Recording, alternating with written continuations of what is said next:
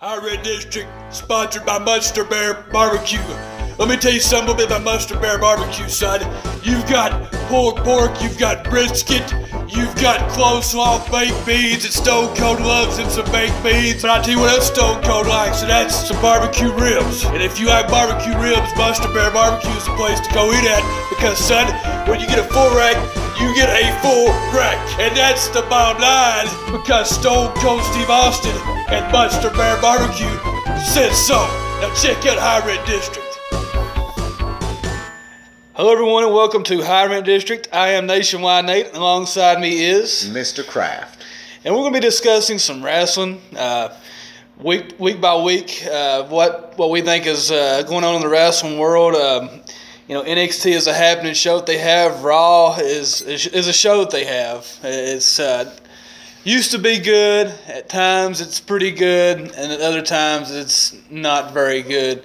Rob, as fans of the product, and we've been fans for a very long time. Yeah. How do you feel about the current state of Monday Night Raw as a weekly show? It's stale. It could be so much better, and it should be so much better. But right now, currently, it's not at all. It's the same show every single week. It's almost like watching a sitcom, and not a good sitcom. I watch Raw every week, and like you said, it's the same show. It's too much TV, and I agree. And I remember, on the network they had the Stone Cold podcast, which isn't near as good as ours, but no, absolutely not. He said that he interviewed Triple H, and Triple H said if there was one thing he could change, and that was to change Raw back to 2 hours. I miss Raw being 2 hours. I do too. And one thing about the 2 hours, they've done more in the 2 hours.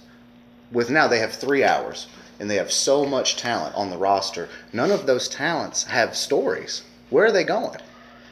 Right, and you see these stables being formed right after Survivor Series, and I think that's just their way. I could be wrong, of getting everybody on TV and having some sort of reason to be on TV. Hey, I'm part of the. I'm part of the show. I'm part of the show. I'm part of the League of Nations. But isn't that lazy? That's very lazy. Go back to the Divas Revolution. Like, you have Sasha Banks, who is amazing. You have Becky Lynch, who is not amazing, but not bad. And you have all of these divas that come up from NXT, which is an amazing show. It's the best show that they have. And they come up to the main roster, and instead of being able to stand out and be stars and to be the individuals that they need to be, they're all jumbled into these 3 stupid groups, and it's supposed to be a revolution, and it's not. It's nothing of the sort at all. If you go back to NXT and you watch Bayley and Sasha Banks, they arguably, to me it's not an argument at all, they had the 2 best matches of the year. And then you take that talent and you throw them together in this clustered groups. What did they do? What did they accomplish? They did nothing. Nothing. And you watch NXT, and it's such a every week there's different faces. It's not the same faces. And then you had Sasha Banks and Charlotte had their feud, and then Sasha Banks and Bayley had their program, and it was great TV. And as you said, they're in these stables, and nothing is being accomplished. They're being wasted. It is the best Divas talent that they have ever had. They got to main event a takeover special, and I was excited to watch it. When is the last time you have ever been excited about watching a Divas match? To me, to call these women Divas is insulting, because these women are wrestlers. Trish and Lita back in the day were probably, up until now, considered the 2 best that we had seen in our lifetime. And at one point in time, they got to main event a Raw. Do you remember that? I remember that. And that's been surpassed. That has been. And that was two great divas in their own right. In their own right, for what the product was then, they were perfect. But the divas that we have now, the wrestlers that we have now, the female wrestlers that we have now are better than any that we have ever seen. But the same goes with the entire roster. The talent on there now is better than any talent that we have ever seen. And I'm an Attitude Era guy. I'm a WCW guy. I loved that era of wrestling. But the talent was not there. The stories were there. You can't tell me at all that the wrestlers that we have on the roster today are any less than what they had back then. They're not. Seth Rollins is amazing, and like everybody loved to complain about his title run, and they did. And I get it, you want him to win clean, but he's a heel champion. I have no problem with the way that his title run went, and look at it now that he's gone. Look at how much the show hurts without Seth Rollins. Seth Rollins is a great talent, and as you mentioned, comparing today's superstars to the Attitude Era, some can say that the Attitude Era, the superstars were given more freedom in the mic, in the ring to talk on the mic, and all that. But as far as the in-ring, I have to agree. I think today's superstars are much better.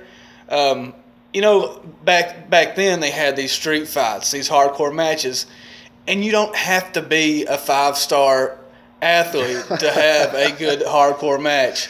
So I agree. I think that today's talent is very, very good. Maybe they aren't given, they're limited with what they can say on the mic and all that. But as a whole, Seth Rollins, Cesaro, Kevin Owens, the list goes on and on. The talent is incredible. And I know you're a lot like I am. We're always reading the dirt sheets. We're trying to find out every information, everything that we can about what's going on, and that's the way of the era today. But I've got to read to where like an entire segment between John Cena and someone else, but every line that they say on that microphone is scripted, and these are paragraphs. Mm-hmm. There is no freedom, and maybe it's because they're a publicly traded company. And maybe that's because of all of the people that have invested into the company and they're trying to protect it. But at the same time, it goes against the product. It's not organic anymore. That's what I like so much about NXT, is that it's an organic product.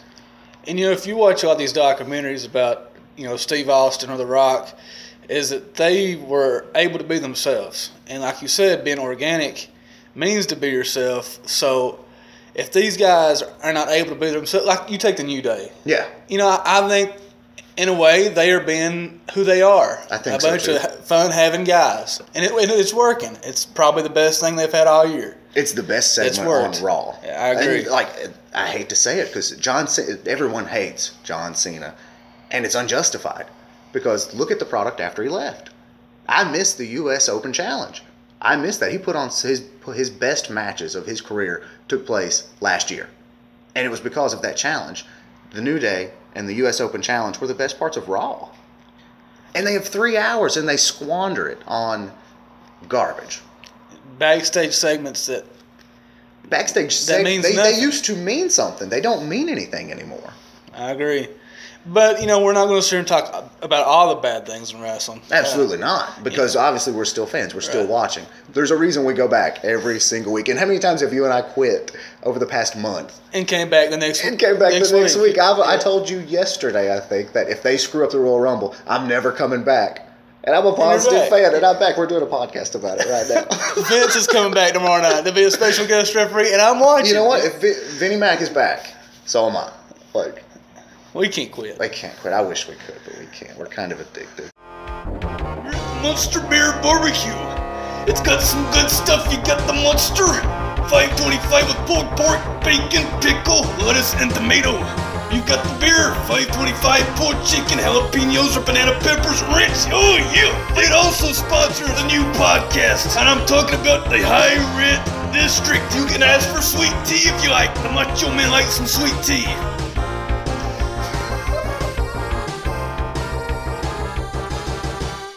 And we're back here at High Rent District. I am Nationwide Nate. Alongside me is Mr. Kraft.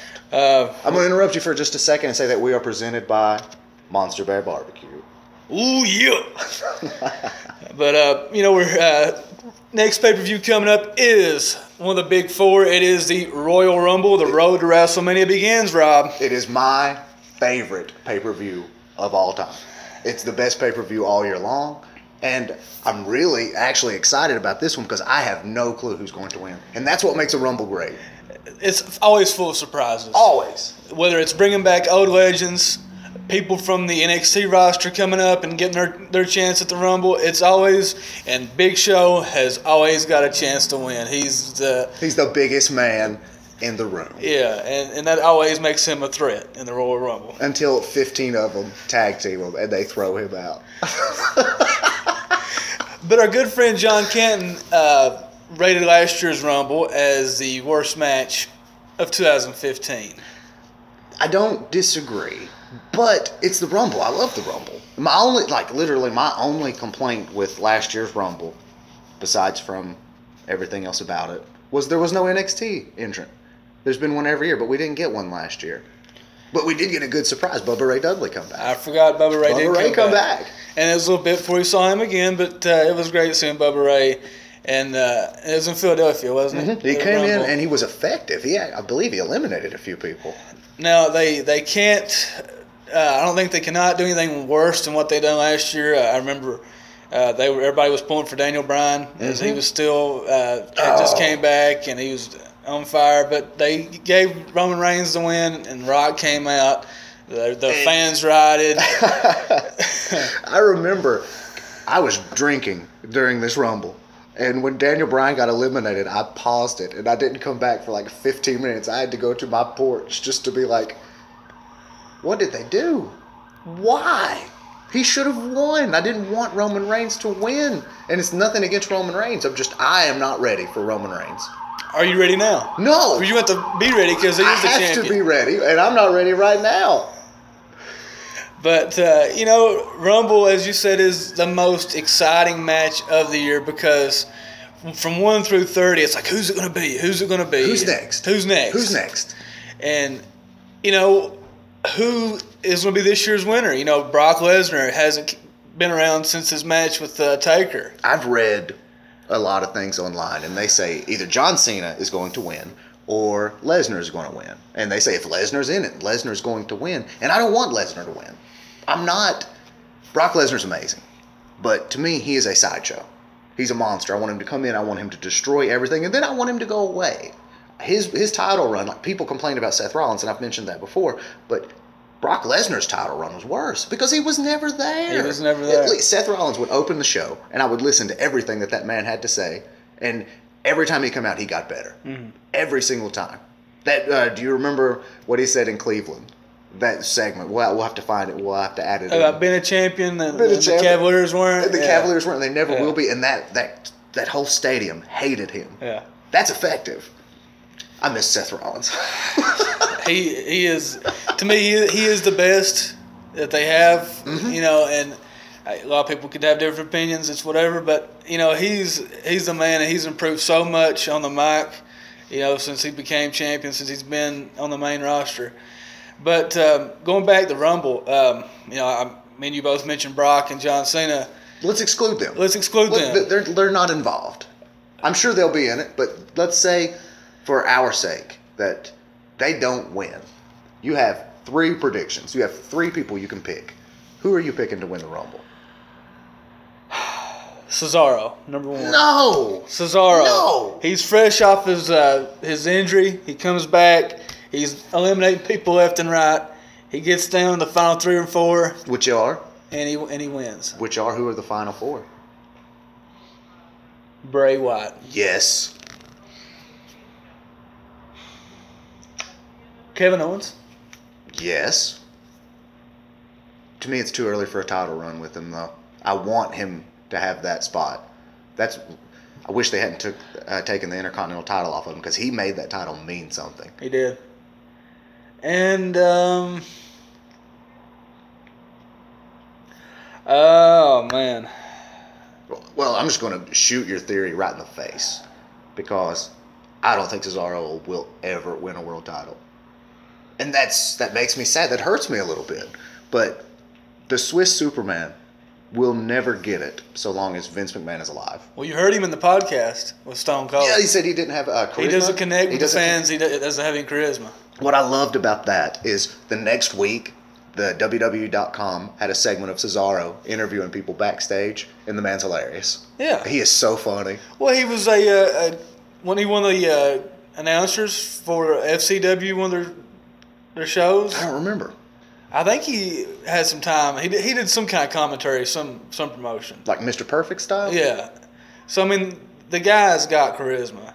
It's just he's been as good of a manager and maybe the best ever next to Bobby the Brain Heenan. Paul Heyman is right there. Agreed. But whenever they paired him up with It hurt him. It hurt him. It hurt him bad. The next Paul Heyman, and then like they just completely went away from that. There was no payoff. There was nothing. It's 1 minute he's there, and the next he's not. He couldn't get away from they were still on the Brock Lesnar kick. You know, Paul Heyman was still talking about him breaking the streak, and then you had Cesaro just. Do you think it was because Paul Heyman is just so over that you pair him up with anyone, and he is going to outshine all of them? If Brock Lesnar had to speak, he wouldn't. Him and Paul Heyman wouldn't work. No, they wouldn't. Paul Heyman is so good at talking. He is going to elevate everyone around him until he doesn't. I think it worked against him. Yeah. Now, I tell you what they could have done is if they were able to form like a stable of some sort. Because remember, he had Curtis Axel and Ryback. And all of a sudden, they just decide, hey, no, we're not Paul Heyman guys either. Yeah. What? That's lazy writing. Where is that? They have, 30 writers on staff? In the Attitude Era, they had 2. NXT has 1 writer. That is all you need. Yeah.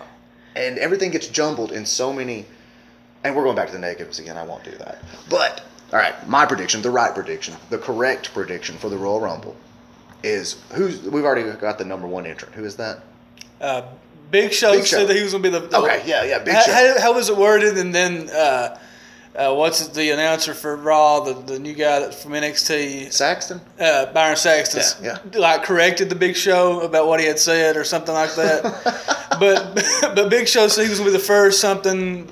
We're assuming he's going to be number 1 entrant in the Rumble. Okay. Well, it doesn't matter because Bray Wyatt is going to win this Royal Rumble. And he's going to win it handedly. He is going to dominate this match. No one is going to touch him. All 4 members of the Wyatt family are going to be in the ring.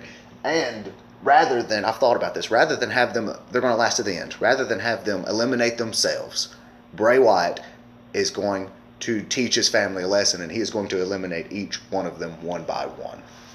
So what you're saying, let me hear this. The most underbooked superstar that W has had in a long time, that, in my opinion, they've not used correctly, is going to win the Rumble and win it with the other 3 members of the Wyatt family in the ring with him at the end. Yeah. And he is going to eliminate them by force. But will Roman Reigns still be champion by Mania and then we see another match between those 2? I don't care. I don't care. I don't. And I know the matches between Bray Wyatt and Roman Reigns are teetering on the cusp of just being redundant. But I go back to that storyline of anyone but you, Roman.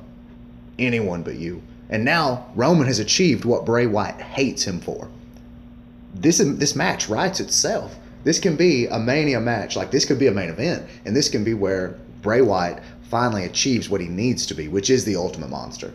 And go in and just destroy Roman Reigns. And you know, Bray Wyatt, as...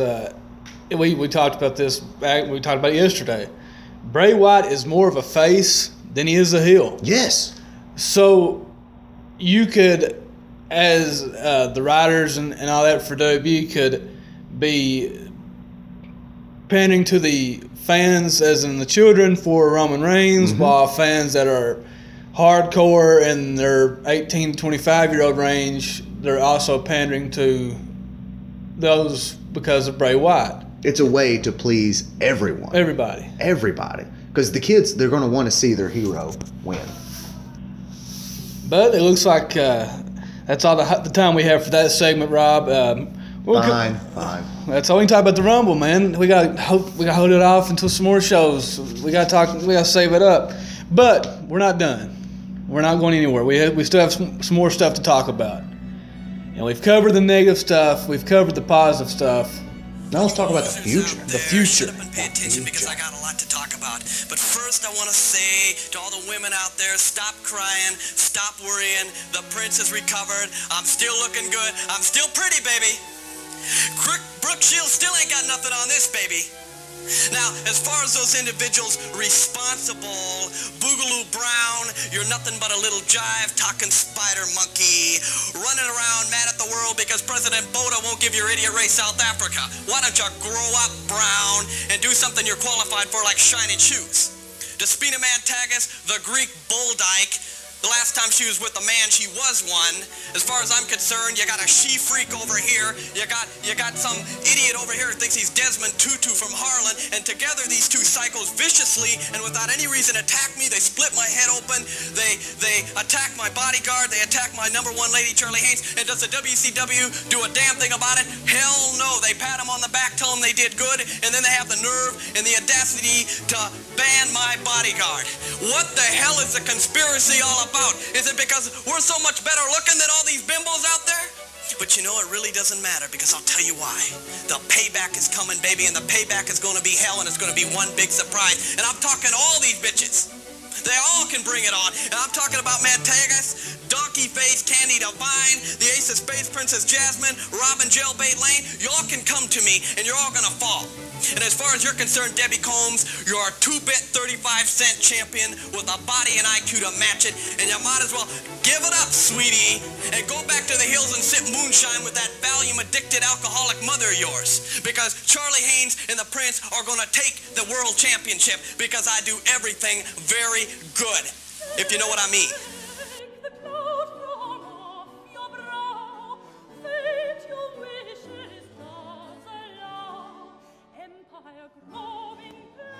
Okay, our predictions for Rumble have been made. I say Cesaro, you say Bray Wyatt. Bray Wyatt.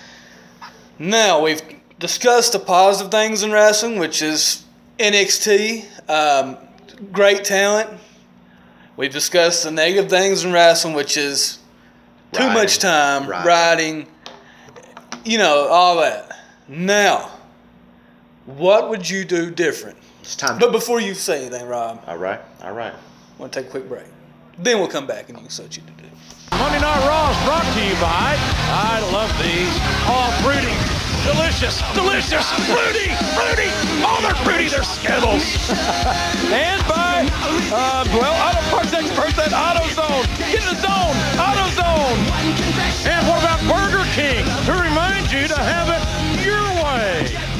All right, now, Rob, what would you do different? In regards to what? Everything. Everything. Except for NXT. We're not going to mess with No, do not touch NXT, because it's perfect. What would I do different? Well, I've already said I'm a Bray Wyatt guy. My plan, you turn Raw over to me tomorrow. You turn it over to me tomorrow. You let me do the show. The first match is a world title match.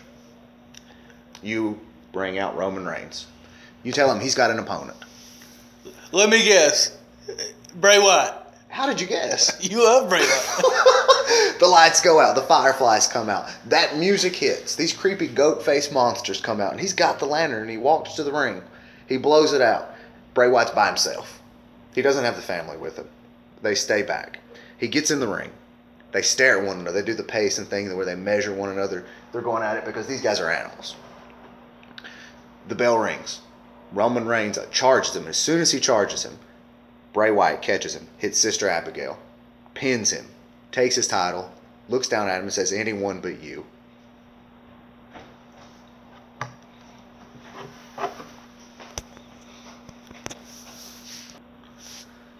Then you have a new champion. You invigorate the show. It takes everything in a completely different direction. And you have that build toward Mania. Because I feel like, and I agree with this, because I think Roman Reigns is better at chasing the title. I agree. But Vince and the rest of the staff, I assume they thought the ratings were down. Roman Reigns fixed it being the champion. That was the reason why that happened. Sheamus' champion was horrible. Right. I predicted forever ago that when the new Ninja Turtle movie come out, that the title would go on Sheamus. Right. Just to promote the movie. But I don't know if that's why it happened or not. But okay, you've got your first match on Raw. Yeah. You've took over, and it's Bray Wyatt versus Roman Reigns. And this match lasts 10 minutes. Okay. No, this match doesn't last. This segment takes 10 minutes because a lot of it's the build-up. The match itself maybe lasts 3 because it would be a complete and total shock. It would suck the air out of that arena, or it would light that arena on fire. Then after that, bring the Divas out. Give them 10 to 15 minutes to go because you have talent there. Let them fight. Let them wrestle. Let them entertain you. And then do you remember when backstage segments actually meant something? Have those that help them further the story. That's what Raw is missing a lot of times, is that these backstage segments don't mean anything. More of that. We need more stories. I agree. From there, where do we go? You want my opinion? Yeah. What I would do. Yeah, all right. I'm running Raw. I've officially hired you on as my other writer. Okay. We cut it back 2 hours. Yes. We make sure of that. SmackDown. Is it necessary to have SmackDown? SmackDown used to be such a good show. Let me ask you this. This has been on the dirt sheets, and back in the day when it first happened, I wasn't all about it, but a split brand. I loved the split brand. So I wasn't a fan at the Oh, I beginning. loved it. But with so much talent, with Raw and Raw being 3 hours, SmackDown it's 2 hours. Would they benefit by having another split brand and having one world champion, or would you rather have 2 world champions? I want 2. Okay. I want 2. Let's 2 champions, and we split brand again. Yeah.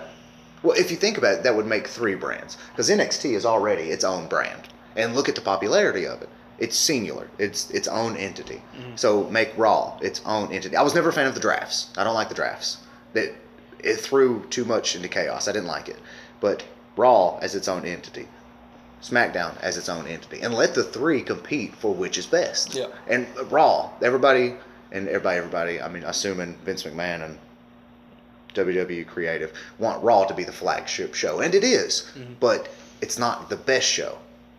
And if you separate the brands and you make them fight for their own identities, then you bring wrestling back to what it was.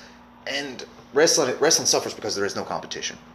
Look at the Monday Night Wars. That's what made that special.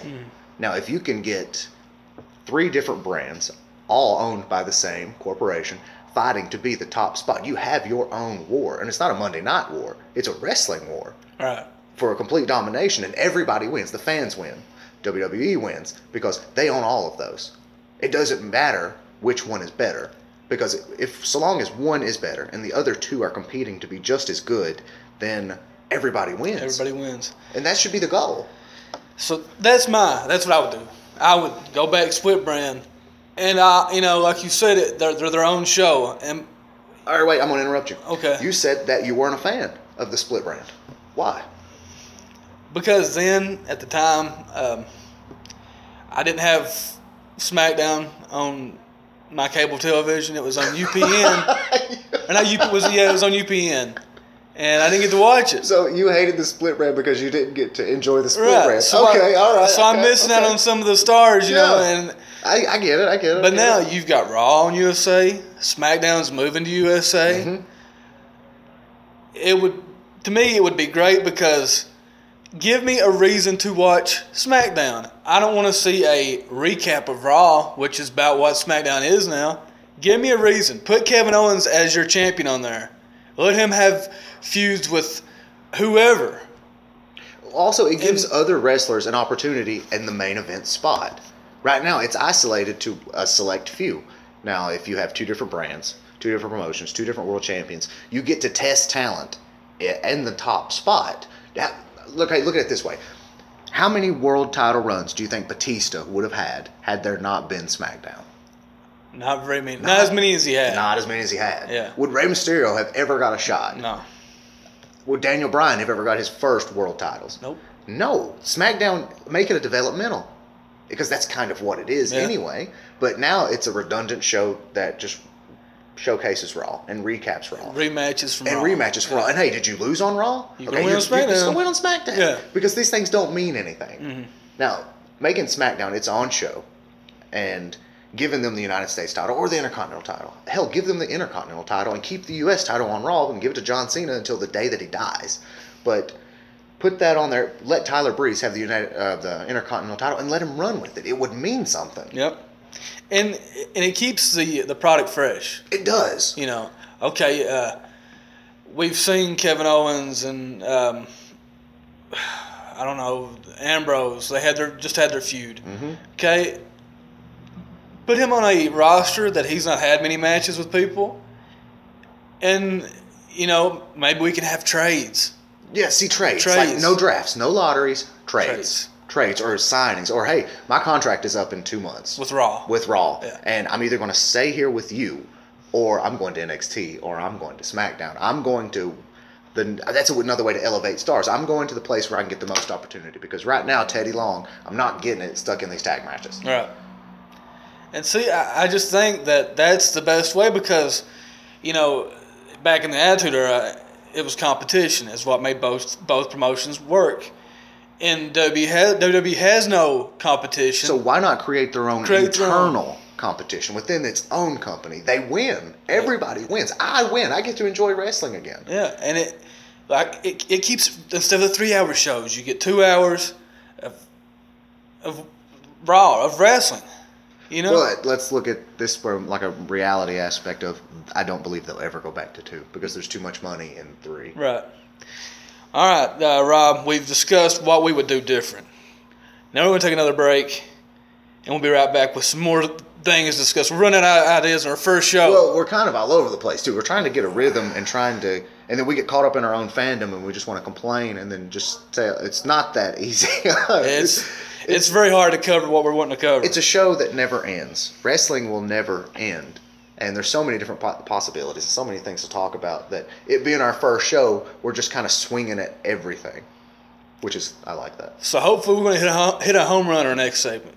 I'm not sure what it's going to be about, but we'll figure it out when we come back. You mean another home runner? Another home run. It's a grand slam. Monster Bear BBQ. You need to check it out. It's got barbecue. It's got pork, brisket, sides like homemade coleslaw, baked beans, and the Macho Man likes some sweet tea, and you can ask for it. Right here on the board it says ask for sweet tea. But you can't see the Macho Man, so you can't see me asking for sweet tea. But it also sponsors the new podcast, which is called High Rent District. And High Rent District is the best podcast. Forget that jabroni Steve Austin, brother. I turned into Hulk Hogan. You went Hogan. I can't do this, man. All right, Nate, I'm going to jump in here. I'm going to take over. You got it. All right. Quick question, because this is a quick segment here before we go back to break. Okay. Do you remember a show that the WWE come out with? It wasn't too long ago. It was crazy popular. Everybody enjoyed it. I remember everybody talking about it. Do you have any idea what I'm talking about? Total Divas? No, not that one. That was a good one, but no. It's called Tough Enough. Do you remember this show? Stone Cold hosted the show. That one? I don't remember. Maybe.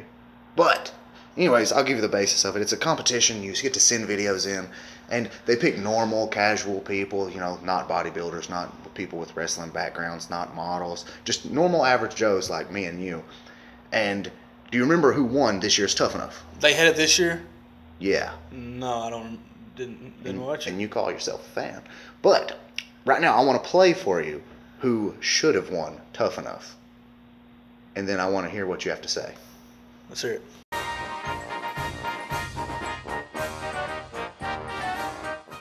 Honest Abe. More like dishonest Abe. Don't believe me? Just ask James Madison. Shut up, James Madison. I alone led our nation's army against the hated British. I alone defeated our sworn enemies, granting our nation liberation. I alone was the first president of these United States. I alone am the USA Federation champion, and I alone will defeat Abraham Lincoln live this Sunday at the inaugural bash. There is a reason why I was the first president of these United States, and there is a reason why I am the current and longest reigning USA Federation champion of all time. I am the best. Lincoln, you and every fool in this arena know this to be true, because I cannot tell a lie.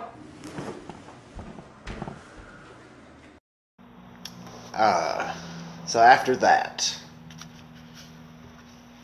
what do you have to say?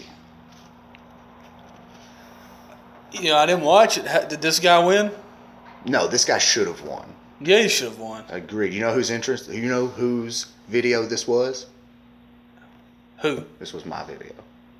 And you didn't win? Nope. I didn't even get selected. I got an email, like a corporate email saying, "Hey, thanks for joining, blah, blah, blah." And I was like, so I had to respond with my email in character and say, "Mr. Leviscu, can I call you Paul? I'm going to call you Paul. Paul, if Tough Enough changes their mind, it would not take an act of Congress to get the general to come join the competition." And you know what he said back? What? Nothing. Still waiting on that email, Triple H. And we've not seen the winner since then, have we? I don't know who won. That's what I'm saying. I didn't even watch the show, and they've not brought anybody on NXT or Raw and say, "Hey, here's our winner." I don't know who won. Well, What a waste. wasted show. Wasted show. Unlike this one, which is not a waste. This show's great. Exactly. Unlike Tough Enough, because they didn't pick me. Okay, standing by now, Gene Okerlund with Ravishing Rick Rude and Bobby the Brain Heenan. Gentlemen, as you know, the Ultimate Warrior. Fuck it. And we're back here at the Monster Bears BBQ is sponsoring the High Rent District, which is a new podcast hosted by myself, Nationwide Nate, the first one with Mr. Robert Kraft. Rob, we've talked about what we would do different, the state of professional wrestling, the bad and the good of professional wrestling. Now, history, the past. I love the past. Because there's a lot of it. It's been around for a very, very long time. Okay, well, I gotta hit you with this. The ultimate wrestling question when you were a kid, and it may have caused fights on the playground. Okay. Are you a WWF guy, or are you a WCW guy? Me, I was always a WCW guy. Always. I was a WCW guy for about 7 or 8 years until Stone Cold came onto the scene. And I watched what Dad watched. Yeah. And he was a huge Fire guy. But then when the NWO kind of ran its course, and then Stone Cold hit his peak, we kind of switched over. Really? So you guys jumped ship? You guys are jumped ship. You're a bunch of traitors. Bunch How of could you do traitors. that to Ted Turner? He really, we really hurt his feelings, you know. He's all about the wrestling business. About the wrestling.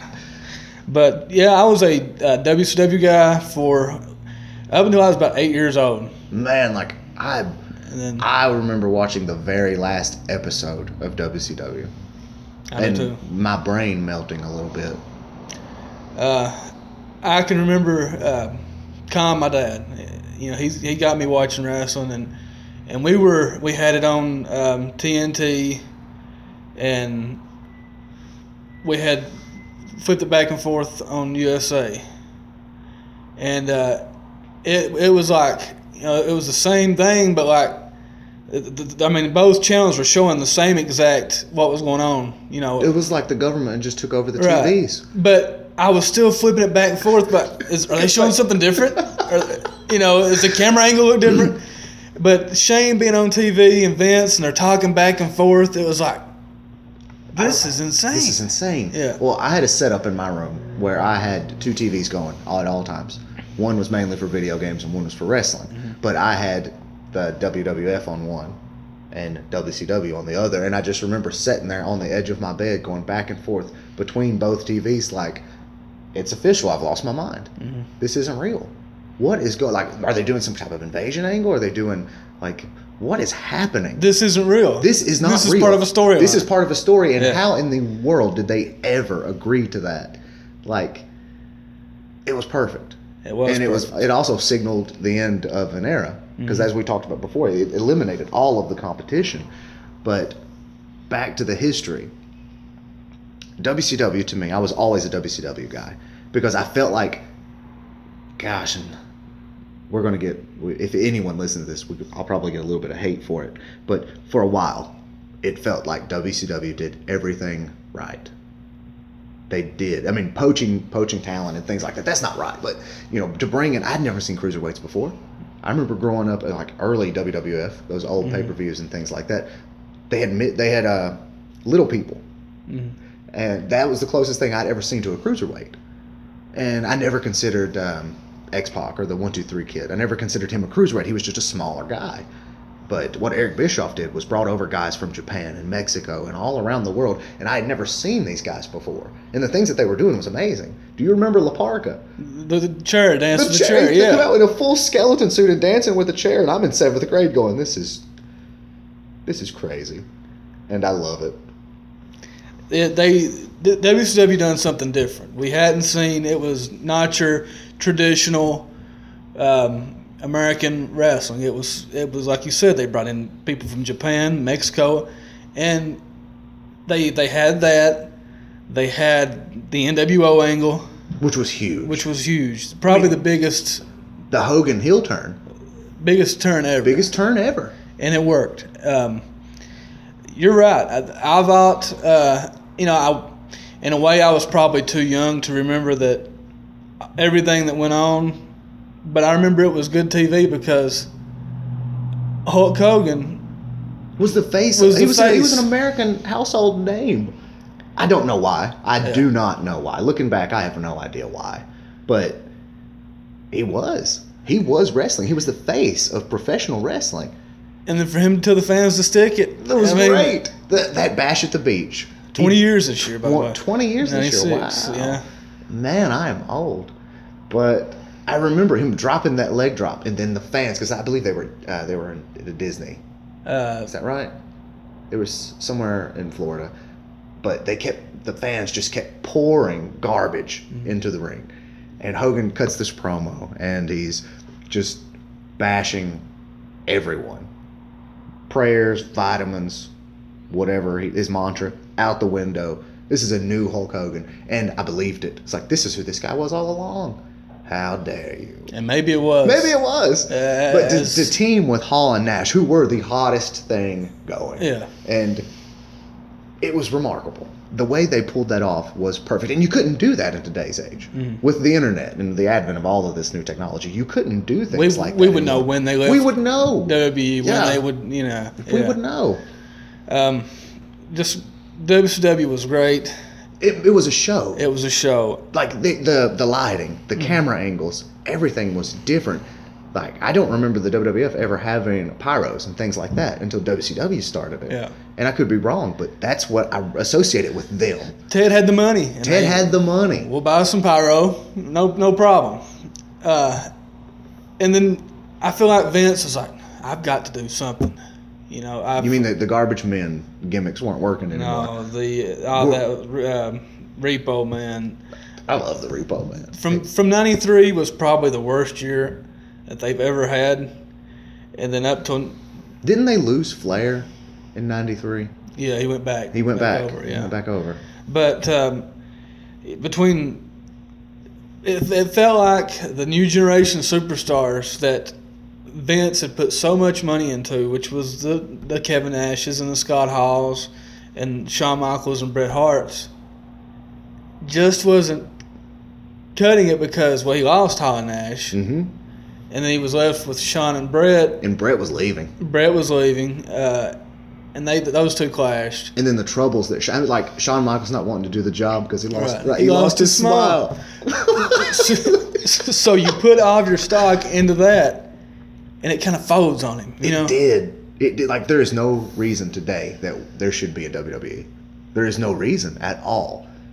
But I don't know if that's based on just the willpower of Vince McMahon or the complete and total ineptitude and incompetence of WCW.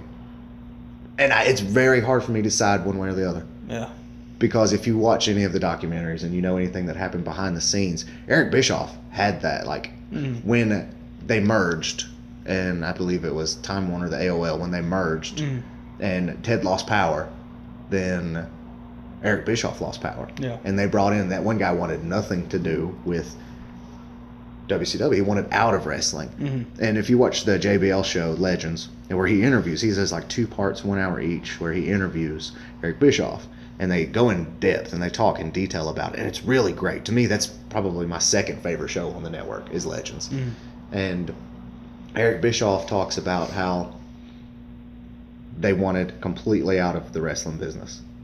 And they were going to do everything in their power to get away from them. Like, they didn't care how it went down. They wanted out of it. And it was a financial success because when Eric Bischoff took it over, they were losing money. Mm. And in his first year, he took it from losing money to making like $40 million. It's insane. Mm. I don't know. WCW did a lot of things right, but in the end, it was a business. And when you have a board of directors and you're a publicly traded company and things like that, the tide can turn on you quickly. Mm-hmm. And that's one thing that worries me about today's current product is we are a publicly traded company. And I say we because you're part of the WWE I'm part of this universe. Yeah. And it is a publicly traded company. And when you have people that you have to answer to and you're not answering to your fans, which are the ones that pay you, then that's a potential for problems. And I feel like we're seeing the first signs of those problems. Because back then, WWE wasn't. Yes. It was, that we can do whatever. Exactly. Yeah. Like I was talking, the new generation superstars folded on Vince. That didn't go as planned. Then he found Stone Cold debuted, and he found what he needed in him. The Rock took a little bit, and it all clicked. The DX. Once they got rolling, I looked at it, that old thing as it was Diesel. Yeah. Not the wrestler, but just Diesel, the liquid. Mm-hmm. It took a little bit to warm up, but once it got churning, that train was unstoppable. And they were kicking on every single cylinder. Every character, every story meant something. Mm-hmm. Even do you remember Goldust? Like when he was going through his weird stage, him and Luna Vachon, you cared about that character. You cared because he is weird and he's over the top, but he meant something. And that's something that today in wrestling they're lacking. They don't have, like Stardust. Stardust could be incredible, but they can't find what to do with him. They treat him like jokes. Right. And the commentary, I'm bitching about everything, but the commentary doesn't help. Right. Commentary is meant to build people up. And if you have somebody out there and they're trying to do a segment and they're trying to get themselves over, if you are making fun of them or talking about something else, then that's a problem. Right. And I remember back, JR took a hiatus and Joey Styles took over Raw as the play-by-play guy. I was absent. You were absent. About the time I had stopped watching. But they kind of put him in the doghouse because instead of telling a story like JR is the best at, he was just calling moves, calling the match. Well, that's his style. Right, though. That's his style. But that's the difference between between then and today is that JR was so good at telling a story and they were focused on what was going on. Just little things like that. I've listened to some interviews that say that back then it wasn't as good as a lot of people tend to think. I agree. Go back and watch it now. It's not as good. No. There is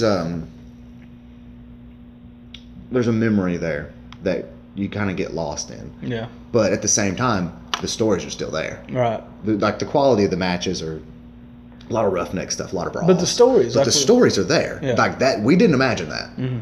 Like that's not just a kid's memory. The stories were there. They still use the authority angle, but nobody sold it better than what Stone Cold did when he was there. And to his credit, Vince McMahon. Vince may be the best actor that they've ever had. He is. Like Vince McMahon is what made that.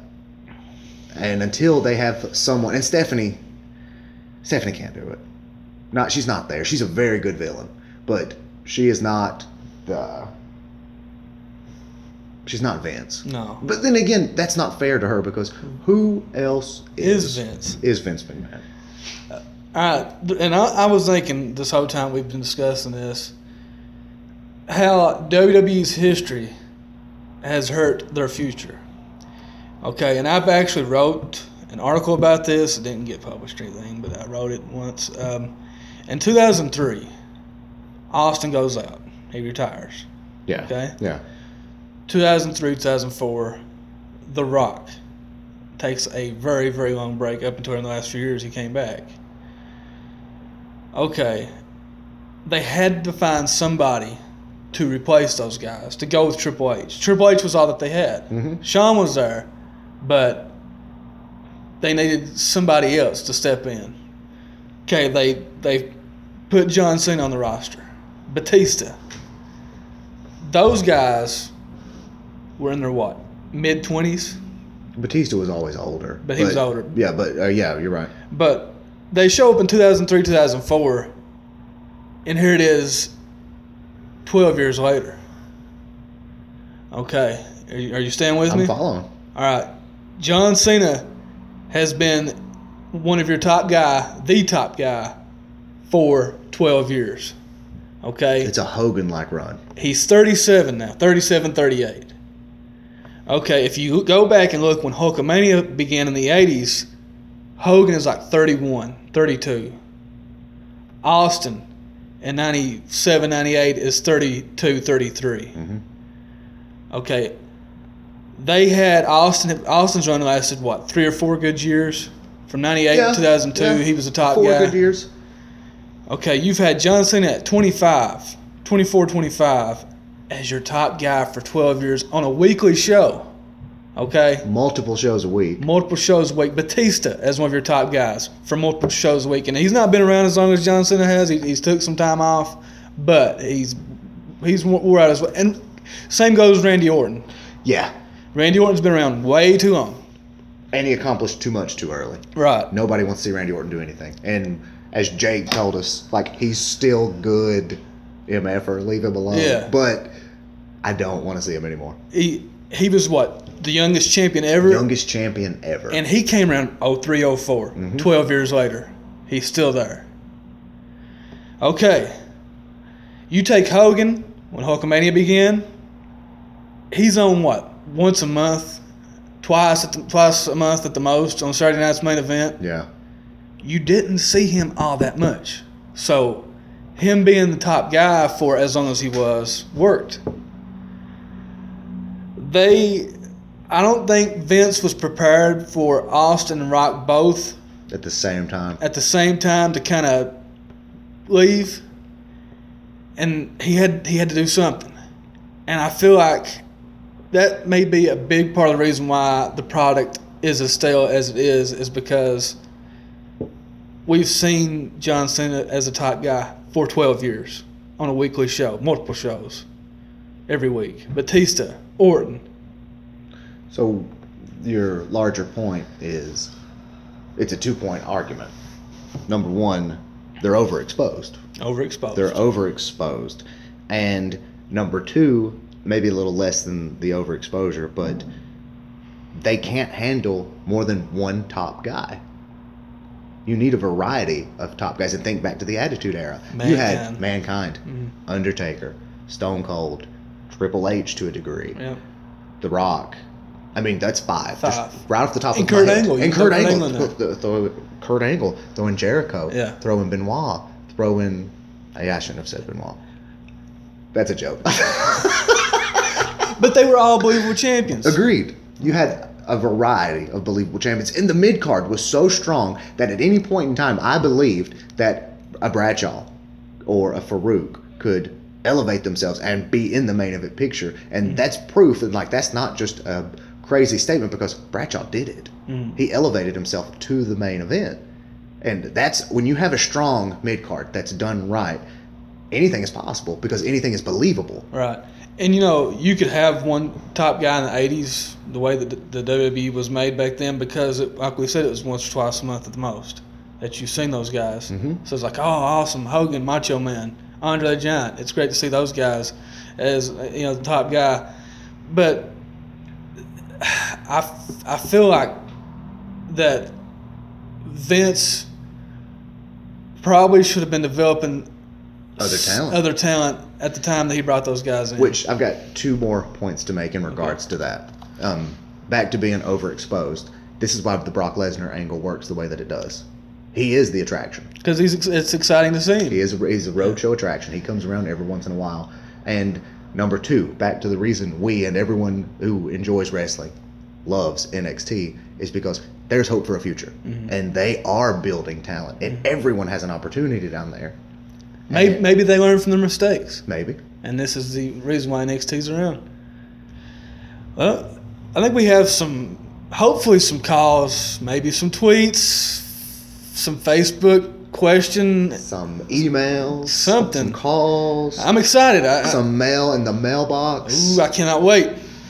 I right. have to wait though because we got to take another. This is our last one. All right. Last one. We're sponsored by Castrol GTX. No, we're not. We are. And we're back with the High Rent District. Last segment of the show, Rob. We've got some calls, maybe some tweets, Some Facebook messages. Some mail. Some email. maybe. Maybe. This is the first show. Yeah, And I think it went pretty good. I think it went great. Do you feel good about the show? I feel very Like, good. you feel great. I about feel the show. NXT great. Oh, man, I don't feel that great. No, Maybe. maybe. Maybe. All right. Let's go to the Twitter machine. Twitter machine tweets. Rob, you see any over there? No. All right. That's okay. We expect this. We expected first this. show. This is first show. All It's right. no big deal. All right, Nate. Check the Facebook page. I think we have more fans on Facebook, so I think this is Because it. it's more popular. More Who tweets? popular. Don't give me 127 characters. I talk as much as I want to talk. I'll type as much as I want to type. So messages on Facebook. Any posts? No. All right. All right. Whatever. First show. Whatever. Remember, first show. Rome wasn't built in one day. No, it was destroyed in like 2. Okay. But all right. Check the phone. Any calls, Nate? Do you have it on silent? No, Yeah, it's on silent. but it don't matter. Any calls? None. That's all right. That's fine. I don't care. That's fine. What about No an email? calls. Let's go email. Let's go pull out the trusty old laptop and let's check out the email. No emails No either. emails either. That's okay. That's fine. You know, All right. we expected. We expected We this. talked about this before the show started that we're gonna have a lot of questions and all this, but we've not got any Any feedback? feedback. But like, That's it's okay. our first show. It's first show. That's okay. I'm not even gonna go check the mailbox. I don't. No. It's a waste of time. Who mails things anyway? Exactly right. How much does a stamp cost? But hopefully after this first show, we will have some tweets and posts and messages and emails. And if you have a really good tweet or a really good Facebook message, preferably mean, like if you can send us something that's incredibly mean and makes us laugh, we may read it online. And then we may put it on the podcast. But you have to be clever and you have to be smart, because if you're not mean and funny and you're just mean, then there's no tolerance for that. But as we've said, I feel like the show has went great. I think so too. Our next show will recap Rumble. Rumble is what, January 24th. 4th, which is just about a couple weeks away. Couple weeks away. We'll do the next show. Let's do a pre-show. Let's do a show, one more show before the Rumble, and then we'll do another show the week after the Rumble. That way we can get the Rumble and Raw together, and then we'll go from there. It's the most exciting time of the year for a WWE fan. And also tonight, I'm not sure if you're a fan, but New Japan Pro Wrestling has their WrestleMania. What's it called? Wrestle Kingdom. Wrestle Kingdom. I heard last year's was amazing. It was. I didn't get to watch I it. watched the stream of it. They have their own kind of like network now, like the WWE network New Japan Pro Wrestling does, so I won't be able to order it online unless I go and purchase the network they have. So maybe we can find a stream online somewhere and watch it. But New Japan Pro Wrestling never disappoints. But their WrestleMania is going on tonight. Kevin Kelly and Matt Striker. Kevin Kelly? You remember the He is still around? He's actually the play-by-play guy for Ring of Honor now. Really? And they're kind of like partnering up with Ring of Honor to have this show, and it's amazing. AJ Styles will be there. It's gonna be awesome. So any fan, I'm sure that wrestling fans are all around the world will be watching. It's excellent. Nationwide, it has been a pleasure, sir. It has been a pleasure, and we'll get you back, guys, on the next podcast. High Rent District. High Rent District. High Rent District. But we'll catch you before the Rumble, after the Rumble. Oh yeah!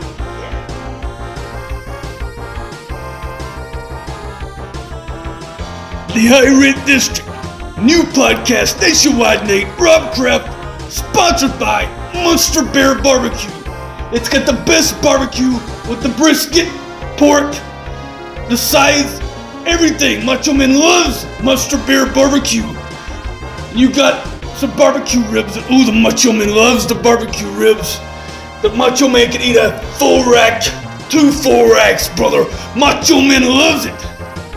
And he loves the Cubs milk sometimes. You gotta have a little Cubs milk. But the Macho Man loves Monster Bear's barbecue, and you will too. Ooh, yeah, dig it.